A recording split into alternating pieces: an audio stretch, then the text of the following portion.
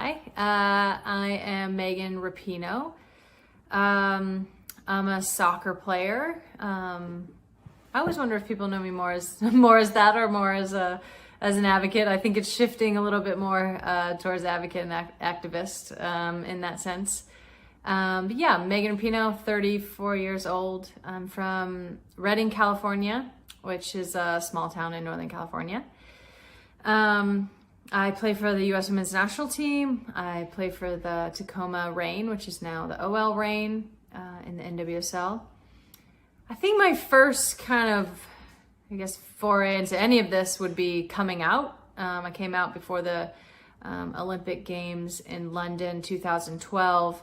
It kind of just became really strange not to be out. So it wasn't like I was struggling with it. Everybody knew in my life. I don't think it was a big shock to anyone. But, after coming out, I realized how important it really is, what an impact it made in my life and other people's lives, and what just a positive impact it made, just in the world in general. So I feel like that was kind of my first taste of it. And since then, it's just the dots have continued to connect for me. I obviously knelt with Colin in 2016. And for me, it wasn't just that I believed what he said. It was that. I mean, obviously I was, I'm awake and I'm a human being. And so to go through the summer of, 2014, even with Ferguson protests, and the tragic killing of Michael Brown, and so many others. And then, through 2016 and to have that experience, such a devastating summer in so many ways. So Colin's words just struck me not only as true, but I had been also in a position where I felt like I looked at the flag and didn't, have all of my rights protected either. We're only a few years on from a Supreme Court decision that gave me the right to marry. So I feel like I kind of started to understand the idea of intersectionality at that point, and how all things are connected at one time. And it just felt like, if we all aren't free, none of us are free. And so I find it to be my personal responsibility, and I think it is everyone's responsibility, to ensure that we have a world that lives up to all of the ideals and the freedoms that we love to think that we have here in America. And until everybody has those, then our work is not done. So that was kind of my foray into that. I'm so excited to be able to be joining Hulu here for Pride Fest. I never leave a chance on the table to celebrate Pride. Obviously, I am a very proud gay. I wish I could be gayer. I don't know how that would be possible. But this year is really special to have Pride also coincide with a long overdue national uprising around racial equality and our system of white supremacy and police brutality and, just our really, really dark and bloody history. So that's a little bit about me. I'm excited to get into this conversation. Quarantine's been a lot of things. It's been very strange, very weird, very scary, going through something we've never seen before, health-wise as a nation is scary. Frankly, we have done a very terrible job of it as a nation. So to be in the midst of that and seeing all that happen, my life kind of got, put the big stop button pushed on it. Obviously, sports have kind of ceased to exist. We're sort of at the point where maybe they're coming back now, but just tried to make the best of it and do what we can. In terms of COVID, the only thing that I could do really was stay home and, try to protect myself and everybody else from spreading it. So did a lot of things at home, and in the midst of that, tried to spark some joy and have conversations. And, it turns out I think I'm much more social than even I thought. So doing a lot of Zooms and IG Lives and everything like that. And then obviously now, in light of the murder of George Floyd and, Ahmaud Arbery and Breonna Taylor and others, in these national protests, all across the country. While it is a horrible time, I feel very hopeful. I think that, this pandemic coupled with this national uprising could be a moment where we look back and say that this is the moment we chose to reimagine our country and not continue down this path that we're going that frankly is tearing us at the seams. So hopefully we are able to do that. And so I'm still kind of in quarantine. Obviously, we're in June right now, and cases are rising again, so I don't have any plans to come out of quarantine, but hopefully this won't last months and months and months longer. Yeah, so my personal journey with activism, I don't know. It's interesting. It's hard sometimes to figure out a way to talk about it because I just feel a little bit like it's all of our responsibility, and I kind of feel like it's part of who I am. I think as a gay female athlete who has been discriminated against in our pay and in our contracts, who's been discriminated against because I'm a woman, who has, looked at the flag and not had it protect all the rights as a gay woman to sort of go through that. I think the idea of, how everything is really all connected and the system was actually just designed for one specific, very small subset of people. And the rest of us are kind of left out of that. Doesn't really sit well with me. I'm very lucky and privileged to be in the position that I am, not only being a white person in this country, but also being an athlete and getting to represent America and play for America. I do feel a huge sense of responsibility, and it's one I take a lot of pride in. So any chance that I can get to use my platform to educate people or to talk about things or maybe bring things up that people don't want to hear, I just find it to be my responsibility. I think kneeling with Colin in 2016 was an eye-opening experience for all of America, frankly, but certainly for me, and only sort of strengthened my resolve to always, fight for equality in whatever way that we can. The small bit of inequality or discrimination I have felt, is nothing compared to, what the Black community feels or what people of color feel. And so if in any way that can inform me, in jumping in the fight with everyone really, then I feel that that's kind of my personal responsibility. And I think if more people kind of took that on and, realized that whether you, have a following or don't, or, whatever it is that you're doing in your life, it not only is your responsibility, but you have the ability to make a huge impact on this world. And so I hope people feel energized by that. Activism sometimes I think is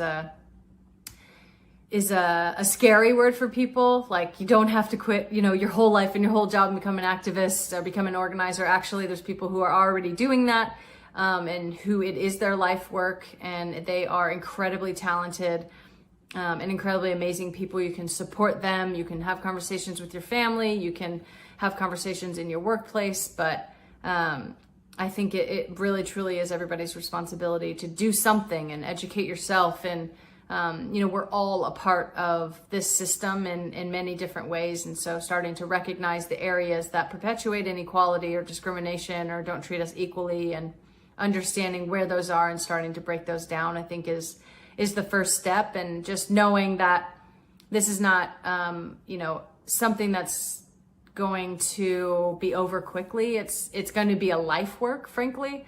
I think starting to put it into your daily practice and educating yourself and listening is a really important first step. So we talk about allyship. I don't use the word allyship a lot. I think sometimes people can use it in a performative sense. I think just do it. If you want to be an ally, as a cis white female, if I want to be an ally to, my trans brothers and sisters and my Black brothers and sisters and, just people in this world, just do it. I think that's educate yourself, understand the language of it, read books, at the base level, just treat people how you want yourself to be treated. I think there's so many amazing leaders out there right now. Particularly and we talk about Black Lives Matter, I mean, it started by 3 women, some of whom are queer. The sort of idea of intersectionality, which is, kind of the idea that we all sort of have, certain levels of privilege or whatever it is. So me as I'm a white woman, so that gives me some sort of privilege, but I'm also gay. So that's kind of where those intersect for me. If you're a queer Black woman, if you're a queer Black trans woman, what do all those things mean? I think those are the people that we should follow. Those are the voices we should be listening to, and, really allowing them to guide us in this. So if you want to be an ally, if you want to, be in the mix, and educate yourself is the first thing. Listen is the second thing, and just always show up. I think that's the most important thing. We're going to make mistakes. It's going to be hard. There's going to be times where we don't know what we're doing, and, that can't really stop us from trying. We have to be persistent and just commit ourselves to this work that needs to be done. I was the first NWSL player to kneel with Colin, one of the first and one of the few white athletes that did. My decision, wasn't one that I labored over, frankly, for a long time, but it wasn't one that I made flippantly. I knew, exactly what I was doing because Colin was saying it. He said it, so plainly, and I thought so beautifully, and, so clearly what he was saying. Like, do we have police brutality in this country? Yes. Are disproportionate rates of Black people in prison? Yes. Are disproportionate murders happening at the hands of cops to Black people? Yes. This is all happening. So I think at the heart of it, I just believe Colin. And so if I believe Colin, and if I believe what he's saying, and if I believe Black people and their experience, then the only thing I can do is support. And I thought that his show of protest was totally appropriate at the time, and is still appropriate. No show of protest has ever been accepted anywhere, really. I think we're seeing that now, interestingly enough. I think everyone wishes we would go back to the kneeling, wishes we would go back to the peaceful protests that everyone's talking about now in relation to these protests. But it's after however many years of peaceful protests, if that's not working, then other means obviously have to be tried, and other methods have to be tried. So I think during the time that I did protest, I think actually I thought a lot more people would join. I thought a lot more athletes would jump on. I thought that, to me, it just made sense. I believed Colin, and I was seeing it, reflected on the news all the time. I was seeing it reflected in cell phone videos, and even just educating myself more, starting to understand how pervasive the system of white supremacy is, and racial inequality in this country. I just felt like this was the least that I could do. It was not received well, just as anything that goes against the status quo is never received well. That's something that we know for sure. The white backlash was swift and gross, and really saddening, but also in a way strengthened me, because I knew that what I was doing was right for that reason. That backlash kind of solidified in me, like, oh yeah, you're definitely on the right track. Colin's on the right track. This is getting at something for people. This is making them more mad than they have words to articulate why. And so we talk about the flag, or we talk about the military or whatever, but that's not actually what we're talking about. So yeah, while it was a very difficult time to go through, I always believed Colin, and I always believed Black people, that this was their collective experience. And if there was in any way I could work or help or, jump in the fight to try to dismantle the system that, quite literally has its knee on people's necks, I feel that was, my responsibility as a citizen in this country, my responsibility as a human being, my responsibility as, anyone who has eyes and a heart and can see what is happening in our country. And frankly, it's not really working for anyone. The system was designed to keep power in a very small set of hands, and that is not the hands of the people. Yeah, I did see Kaya. She's just coming out of UCLA. She plays for the Spirit now. Oh, how far the Spirit have come in all of this, the irony of everything. As America continues to grow, I think that's a perfect example of it. I'm so encouraged by, her courage at such a young age, by athletes wanting to get involved, by, just people in general wanting to get involved, and wanting to take a stand, wanting to use their platform in whatever way they can to make the world a better place. I think that is all of our responsibilities. So I obviously stand with her in this and will support and encourage her in any way. I think the only advice that I would have is to just first of all, know you're doing the right thing. And you do have so much support. I think that was something that was very clear to me, even with all the hate and, trolls on Twitter and, the sort of general vitriol of the time. So many people have come up to me since then and just, either said it like, thank you for doing that, or showed support, or, just kind of signaled that there's so much more support out there than what the media even was portraying at the time, or what Twitter is saying, or what social media is saying.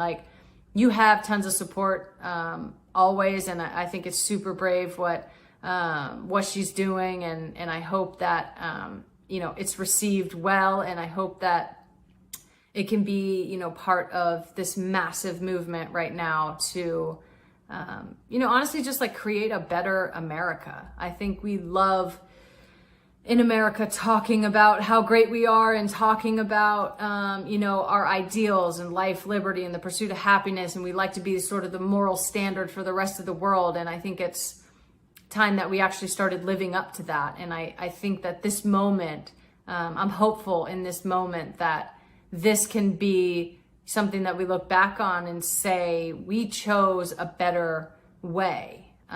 We imagined a better world, and we worked to build it. I think if ever I can impart any sort of message on anyone or anything that people should take away from just my personal experience, is that it's twofold. It's your responsibility to make the world a better place in whatever way you can do so most effectively. So not everybody has my platform. Not everyone, is an activist or has the ability to be an activist. But whatever it is in your life that you do, there is a way for you to be impactful. And then the second thing, whatever that lane is, it is vital, and it is massively important. And you can do really, really impactful and important work in every aspect of society. I mean, that's the pervasive nature of white supremacy and the history that we have, is that it is everywhere. It is in our workplace. It's in our families. It's in the things that are on our shelves when we shop, or when we shop for food. It's in our media. It's in our music. It's in our culture. It's literally everywhere. And so everybody has the opportunity and ability to make a huge impact, even if you don't have a platform or you're not on social media, whatever it may be. So that's what I would leave with people, is it is your responsibility, but you also have the ability to change the world. And I just want to say, this is such an exciting opportunity. As I was saying before, I love Pride, obviously, as an out gay person, to be able to celebrate and to, pay respects and give honor to all of the people who made this possible. All of, our sort of ancestors, so to speak. We get to party in the street and, have the fun that we do and be out and free because they paved that way for us. So to be a part of this Hulu Pride Fest in 2020, I know it looks a little different this year, but to be a part of this is always just such a pleasure and an honor, and I'm so thankful to have this opportunity.